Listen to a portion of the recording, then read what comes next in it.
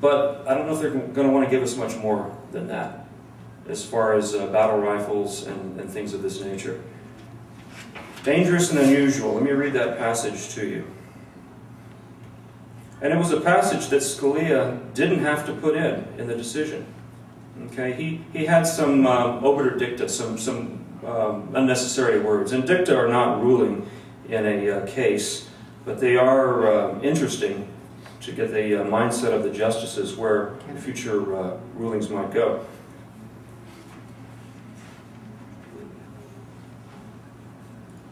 Like most rights, the Second Amendment is not unlimited. Here we go. Okay. By the way, the shall not be infringed portion was never mentioned in the ruling. Certainly not used in any of their decision. The right is not a right to keep and carry any weapon whatsoever, in any manner whatsoever, for whatever purpose. Nothing, in our opinion, should be taken to cast doubt on the long-standing prohibitions on the possession of firearms by certain people or places. We also recognize another important limitation on the right to keep and carry arms. Miller, the 1939 case, said that the sorts of weapons protected were those in, quote, common use at the time, unquote. We think that limitation is fairly supported by the historical tradition of prohibiting the carrying of, quote, dangerous and unusual weapons. All right, let me tie that in with something else he said.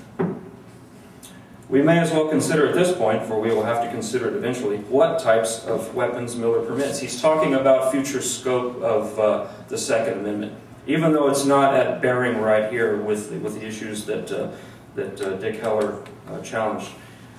Read in isolation, Miller's phrase, part of ordinary military equipment, could mean that only those weapons useful in warfare are protected.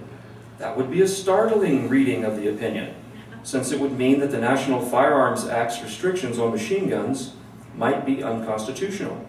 Machine guns being useful in warfare in 1939. We think that Miller's ordinary military equipment language must be read in tandem with what comes after. And he's quoting Miller here. Ordinarily, when called for service, meaning militia service, able-bodied men were expected to appear bearing arms supplied by themselves and of the kind in common use at that time.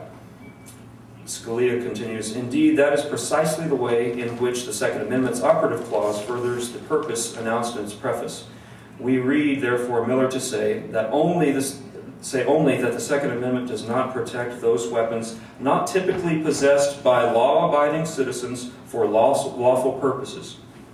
This accords with the historical understanding of the scope of that right. What happened in 1939, you had some robbers with a sawed-off shotgun. They had a weapon that was affected by the National Firearms Act. And the Miller court ruled on the basis of whether or not this gun was applicable in a militia context. And they also used as a basis of their interpretation was whether or not short-barreled shotguns were in common use of the day. Now, what had happened 6 years before that, in 1933, was the National Firearms Act. So you had a federal taxing provision that was effectively a prohibition because the excise tax was $200. And that's more like about $4,000 today. So are you going to pay a $4,000 tax on a $200 short-barreled shotgun? Probably not. So it had a chilling effect on ownership. No wonder they weren't in common use in the day. Okay? The same thing, extrapolating forward 70 years, yeah, machine guns aren't in common use today. There's about 200,000, I think, in the National Firearms Registry. And these are very highly regulated people and guns. And they're not as common as the semi-auto variations, okay? If it hadn't been for the National Firearms Act, there'd be no such thing as an AR-15, all right? Your AR-15 would be an M16, okay? There wouldn't be this semi-auto versus full auto. The law has had a chilling effect, if not a prohibitive effect, on owning certain kinds of guns.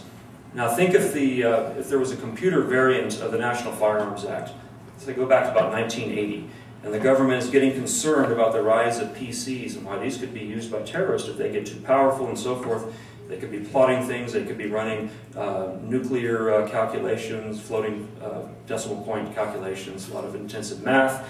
We can't have the people owning very powerful computers, so we have the National Computer Act of 1982 which basically limits you to, you know, an IBM XT or an AT. You remember those things? You know, mine had a 30 megabyte hard drive, and I thought I was the man. 256K RAM. Yeah. Now imagine if that had been the law for the past 25 years. You know, would anybody here have a laptop with a 200 gig hard drive, you know, and teraflop hard drives for their mainframes and so forth? That those wouldn't even exist, much less be in common usage. So then imagine a case that comes up, someone invents a really zippy laptop in that environment. Well, the court, using Miller/Heller in common use of the day, common possession, typically possessed, would say, no, you know, everyone has these slower machines. These faster ones are not in common use. These are dangerous and unusual computers. You know, we can't have that. That, I think, is what Scalia is trying to do with certain guns, especially semi-auto military pattern rifles. I think those are very ripe to be either stuck into the National Firearms Act or mandatory registration, and other guys were banned outright. And I think this could be congruent under the rationale that Scalia picked out, especially with an Obama court. If you've got a couple of justices that retire, I think Ginsburg will, but she's bad enough as it is, so I don't know how he could replace her with anybody worse. But